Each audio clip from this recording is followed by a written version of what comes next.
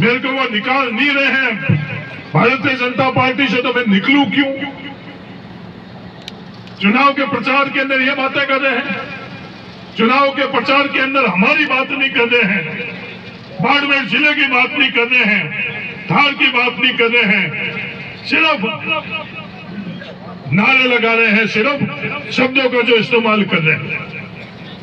मजबूत तो हम लोग थे, हमारे पूर्व मजबूत थे, इसलिए रेगिस्तान के अंदर आकर हम लोगों के पूर्वज आ रहे थे। लील सर के कोई भी किसान लील सर का नहीं था। बाइतों के हम लोग, जो मेरा परिवार है, बाइतों के नहीं थे, बीकानेर से आए थे और 36 कौम साथ में हम लोग आए थे और भाईचारे के हिसाब से 36 कौम हम आज भी साथ में रह रहे हैं। मैं उनको बताना चाहता हूँ जो बात कर रहे हैं यहाँ की, हमारे पूर्वजों और हम लोगों ने खेत पर, हल पर बाद में हाथ रखा और पहले गांव के 36 कौम के गरीब के लिए मांगा, पशु के लिए मांगा, पक्षी के लिए मांगा, आखिर में हमारे परिवार के लिए मांगा। ये 36 कौम के साथ रहना होता है। वोटों के वक्त 36 कौम की बात करते हैं, 36 कौम का बात करने का नहीं होता। 36 कौम की बात कर रहे हैं, ये बात कर रहे हैं मूल ओबीसी की। जैसलमेर के अंदर एक मूल ओबीसी का उम्मीदवार खड़ा हुआ, जैसलमेर बाड़मेर के ओबीसी समाज को मैं ये कहना चाहता हूं, उनको किस तरह से विवश कर इन लोगों ने बैठाया ये हम लोग नहीं जानते। जो महाराज मूल ओबीसी को लेकर और इन विधानसभा चुनाव के अंदर खड़े हुए, उनके साथ आप लोगों ने क्या व्यवहार किया और क्या आचरण किया, ये बाड़मेर जैसलमेर के 36 कौम अच्छी तरह से जानते हैं। जब ओबीसी की बात आई, ओबीसी के आरक्षण बढ़ाने के लिए बात आई, एक अक्षर भी इन दोनों में से किसी ने बात करी? हमारा हक और अधिकार था, संविधान के हक और अधिकार से हम लोगों का 21% से ज्यादा हम लोगों का हक और अधिकार था। और ये दोनों क्या बात कर रहे हैं? आप अपनी ताकत इन लोगों को दो, 400 पार कराकर ये संविधान बदलेंगे।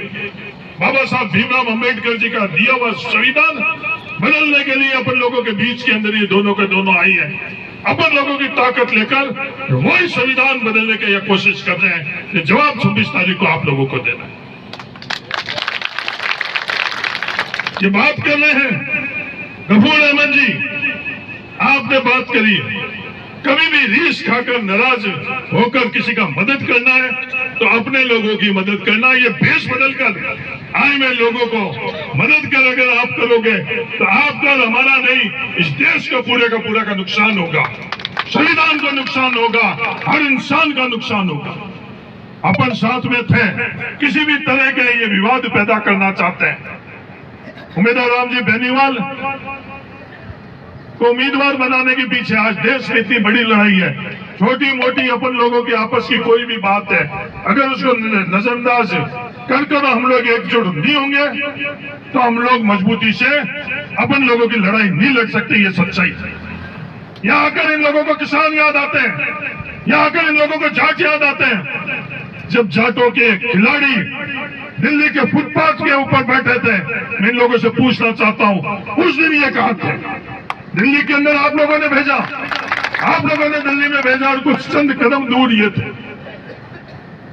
और ये लोग उन किसानों के लिए, जाटों के खिलाड़ियों के लिए इनके पास 1 मिनट नहीं था, यादव के खिलाड़ियों के लिए इनके पास 4 कदम जाने के लिए नहीं था। जब ताकड़ी तोली गई तो एक किसान के लिए और जाट के जैसे, और ये दूसरी तरफ अपने खुद के दिल के लिए जब बात हुई तो अन्याय होते हुए भी हम लोगों के साथ में खड़े नहीं रहे।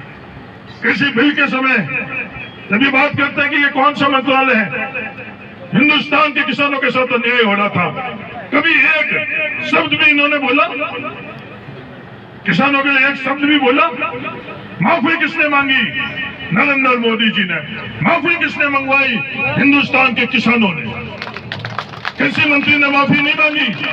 जिस दिन इस किसी बिल को वापस लेना था उससे 2-3 दिन पहले ही कृषि मंत्री जो कह रहे हैं कि मैं आपका हूं, वो किसके साथ में खड़ा था? वो किसानों के साथ में नहीं खड़े थे। मैं बोलने के लिए नहीं बोल रहा हूं, कोई भी आंकड़े और कोई भी समय, उस समय कौन क्या बोल रहा था, कोई कौन क्या कर रहा था। कर्नल सोनाराम जी वहां जाकर जो उनका अनुभव था उससे उन्होंने फैसला लिया कि सत्ता और सरकार के तरफ नहीं रहना, किसानों के साथ में रहना। मैं तहे दिल से आपको धन्यवाद देना चाहता हूं।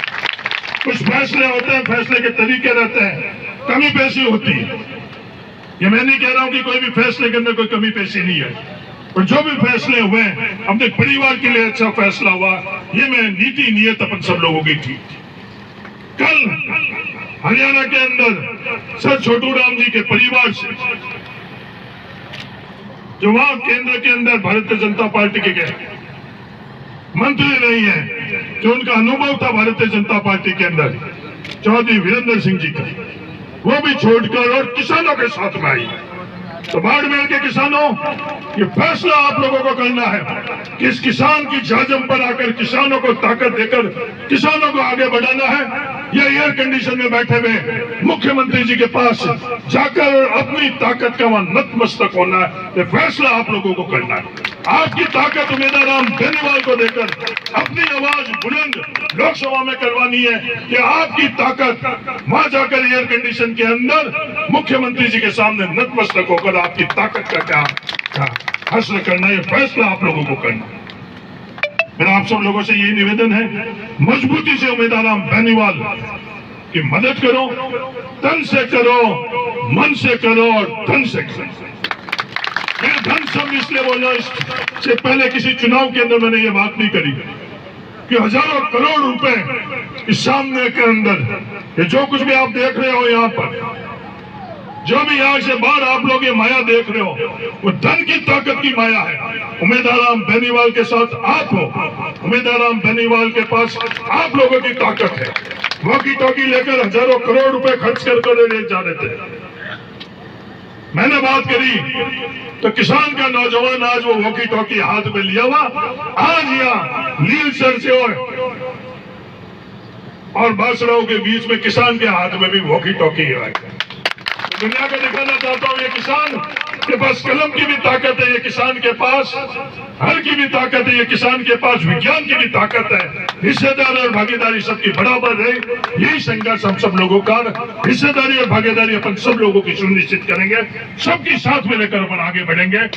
और इसलिए आप से निवेदन है कि आप पूरी ताकत से, तन से, मन से, धन से उम्मीदवार बेनीवाल की मदद करो। धन्यवाद। जय हिंद। धन्यवाद आदरणीय हरिजी चौधरी साहब।